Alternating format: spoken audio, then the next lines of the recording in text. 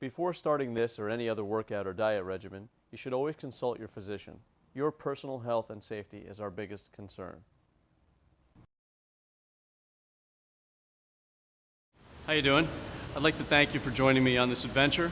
We're going to go through various exercises, and I hope that you really enjoy yourself. I'm going to try to enjoy myself and relax a little bit here. This is a very real production. The only thing fake about this is my tan, actually. I'm going to start by doing some back exercises. I'm going to do lat pull downs, and I'm going to try to teach you to do it in exactly the right way it should be done. I know you've seen it and done it before, but this is exactly how it should be performed. I'm going to turn around right now, and I'm going to try to do some lat pull downs for you.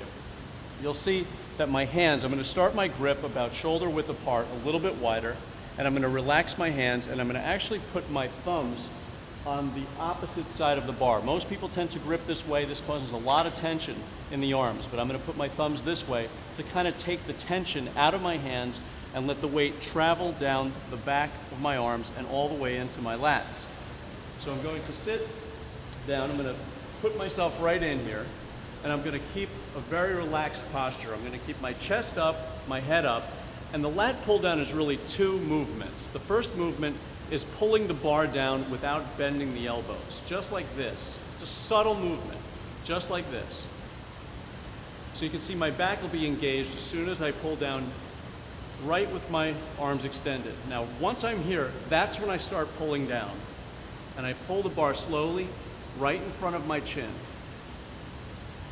Let this go back up, nice and controlled, and then extend, and repeat. In the beginning, it might be very staccato for you. You might tend to jerk a little bit like this, and then pull. But after you've been doing it for a while, it should become very fluid and look something like this.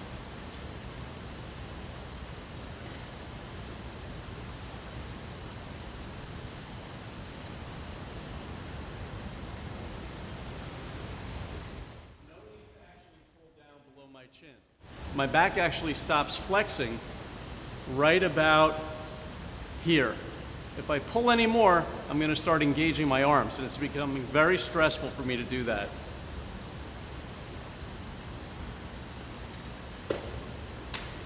Now, a lot of beginners actually tend to pull down to the rear, and what happens when you pull down to the rear, your body tends to get jammed up a little bit. See, I'll show you. It's not very natural. It causes a lot of stress. And I don't really see the reason to do that because it seems to get the middle of the back more than the lats.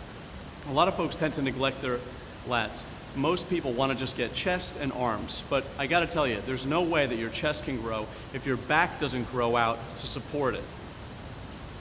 I could talk about the lat pull down all day. Obviously, it's a terrific exercise. You can see all the muscles in my back engaging. The question everybody asks me is, how many repetitions should you do? And the answer to that is, how many can you do? Most people set themselves up to do 5 sets of 10 of something. Well, the way I see it is if you've automatically calculated that you're going to do 10 reps, that's exactly how many you're going to do. If you do it in the form that I just showed you, chances are you're going to be able to do a certain amount of repetitions in that particular form. Once you start breaking that form is when it's time to take a step back and move on. So I don't necessarily count repetitions, but what I do count is sets or attempts. Consider this. Train optimally. Do as many repetitions as you can on the first set. Relax. Take a step back, wait about 30 seconds, and then approach the exercise again. Chances are you won't be able to get as many as you did on the first shot, but you'll probably feel the muscles a lot more, and you'll probably feel terrific once you're through. I would make about 4 to 5 attempts at the exercise and don't necessarily count repetitions. On the first set, do as many repetitions as possible, stay in that particular form. When you break form is when it's time to move on. And that's what we're going to do right now. We're going to move on to another exercise. This is the seated pulley row. This exercise is excellent to get the muscles in the middle of the back. This is really a two-part movement also. I'm really doing two things here. My shoulders and traps and muscles surrounding my neck are very relaxed. I'm really pulling first to pull my chest in, just like this, pull my chest up and toward the machine, and then I'm pulling back. It's another two-part movement, similar to the lat pull down. 1, 2. 1, 2. This is how we engage the muscles in the back.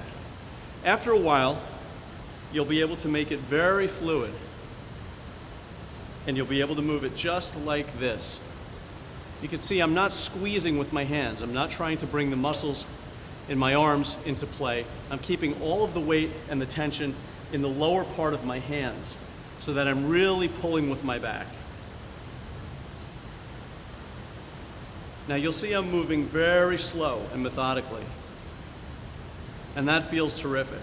Again, we're going to do this similarly to doing the lat pull downs. We're not going to really count repetitions. We're just going to keep going until we can no longer perform in this perfect line, or until the muscles in the arms or the other muscles in the body start coming into play. And that's when we know it's time to take a step back and relax. Now, I'm moving very slow and methodically. Occasionally, you could change up the speed and it'll feel really good. So long as you're continuing in the same form, this is what they call pumping iron.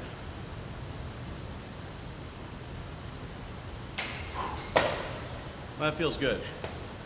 I think it's very important to focus on a few basic movements.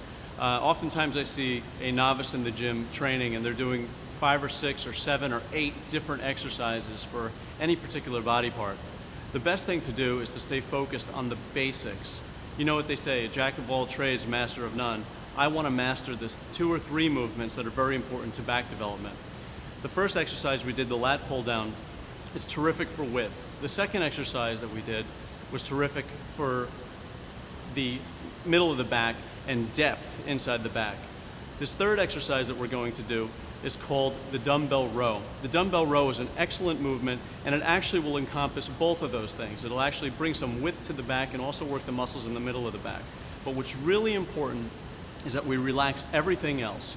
We try to keep very, very composed, let all of the air out, try to relax, keep the muscles around the neck, these are the trapezius muscles, try to keep these relaxed, and keep our chest up at all times with a very good posture, and perform our back movements.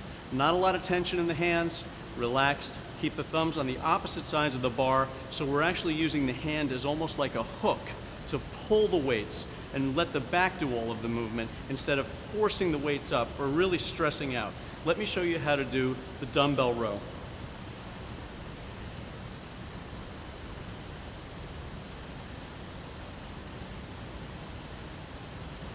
Again, it's really a two-part movement. Pulling once, pulling twice. Letting the back engage by really bringing my shoulder up and back at the same time, and then pulling the weights up. The most important thing is that I keep everything relaxed around my neck. I see folks in the gym doing this a lot. It really doesn't do anything. We're really trying to pull back at the same time as we're pulling up. It doesn't matter that the elbow doesn't come up very high. It really doesn't, so long as we're engaging the muscles in the back. Real subtle, real small movement. If you can feel a flex here, that's where you stop and you come on right back down.